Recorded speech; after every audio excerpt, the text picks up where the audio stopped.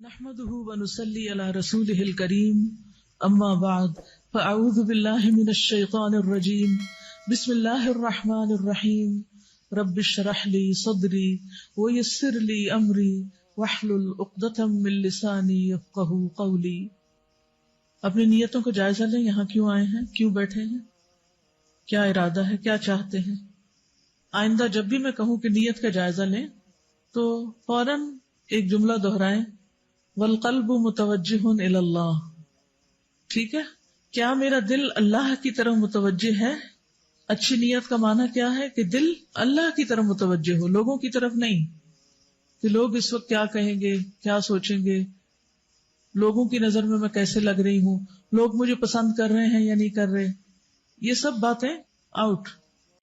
والقلب متوجہ الی اللہ، دل اللہ کی طرف متوجہ ہو۔ سوچئے کیا اس وقت آپ اپنے آپ کو اللہ تعالیٰ کی نگاہوں کے سامنے محسوس کر رہے ہیں کہ میرا رب مجھے دیکھ رہا ہے، اور مجھے امید ہے کہ فرشتوں کی مجلس میں میرا ذکر کر رہا ہے، کہ میری یہ بندی سب کے ساتھ مل کر میرے ذکر کے لیے یہاں جمع ہے۔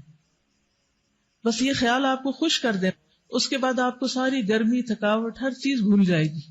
ہر صورت بخشش کروانی ہے انشاءاللہ، اچھے اچھے کام بھی کرنے ہیں، دعائیں بھی کرنی ہے، تڑپنا بھی اور رونا بھی اس چیز کے لیے کہ اللہ تعالیٰ بس تو مجھے بخش دے، کیونکہ اللہ تعالیٰ اگر بخش دے تو ہی ہماری نجات اور کامیابی۔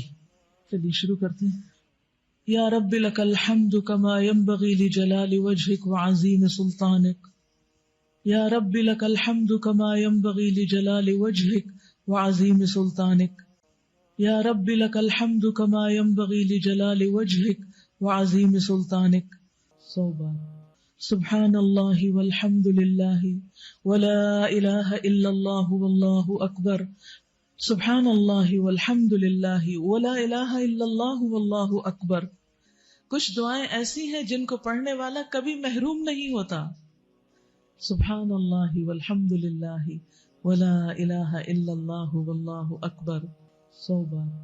آپ نے تعداد بھی بتا دی، جن تسبیحات کی تعداد نہیں بتائی ان کو تو آپ جیسا چاہیں پڑھتے رہے، جن تسبیحات کی تعداد بتائی گئی تو کوشش کریں کہ تعداد یہ گنتی پوری ہو جائے۔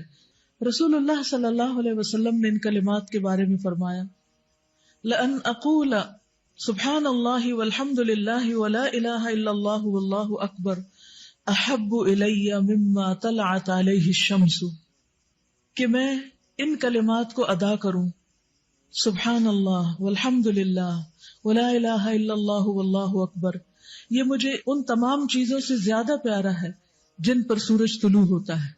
یعنی اس دنیا کے اندر جتنی بھی چیزیں ہیں، جن جن چیزوں تک سورج پہنچتا ہے، چاہے وہ بڑی بڑی بلڈنگز ہوں، سونے چاندی اور جواہرات کے ڈھیر ہوں، یا دنیا کی کوئی بھی نعمت کسی بھی قسم کی، ان سب سے زیادہ محبوب مجھے ان کلمات کو پڑھنا ہے۔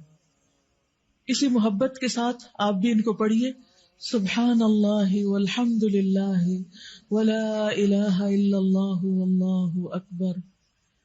اے اللہ ہمیں بھی ان کلمات کو ہر چیز سے زیادہ محبوب بنا دے، اور ہمیں ان لوگوں میں شامل کر جو واقعی خوشی کے ساتھ، دل جمی کے ساتھ تیرا ذکر کرنے والے ہیں۔